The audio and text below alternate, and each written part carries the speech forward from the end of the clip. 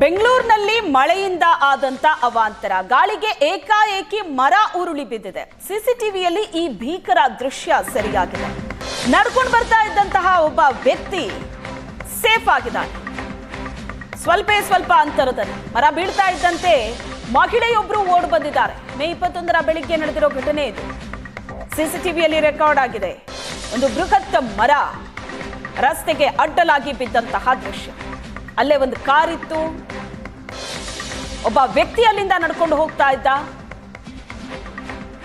ಮೇ 21ರ ಬೆಳಿಗ್ಗೆ ನಡೆದಿರುವಂತ ಈ ಘಟನೆ ಸಿಸಿಟಿವಿಯಲ್ಲಿ ರೆಕಾರ್ಡ್ ಆಗಿದೆ. ದೃಶ್ಯದಲ್ಲಿ ನೋಡ್ತಾ ಇದ್ದಾರೆ.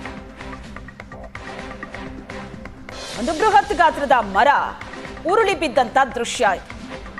ಗಾಳಿಗೆ ಏಕಾಏಕಿ ಮರ ಉರುಳಿ ಬಿದ್ದಿದೆ. ಅಲ್ಲೊಬ್ಬ ವ್ಯಕ್ತಿ ನಡ್ಕೊಂಡು ಹೋಗ್ತಾ ಇದ್ದಾನೆ. ಆತ ಪಾಸ್ ಆಗ್ತಾ ಇದ್ದಂತೆ ಈ ಮರ ಬಿದ್ದಿದೆ.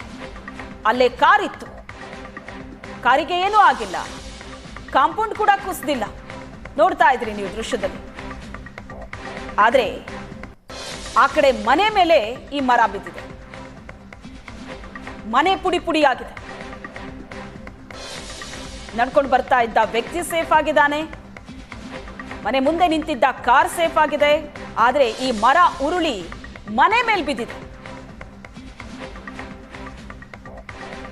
ಮನೆ ಮಧ್ಯೆಯೇ ಮರ ಬಿದ್ದಿದೆ.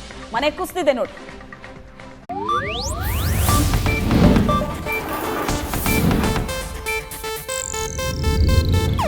ಇದು ಏಷ್ಯಾನೆಟ್ ನ್ಯೂಸ್ ನೆಟ್ವರ್ಕ್ ಪ್ರಸ್ತುತಿ.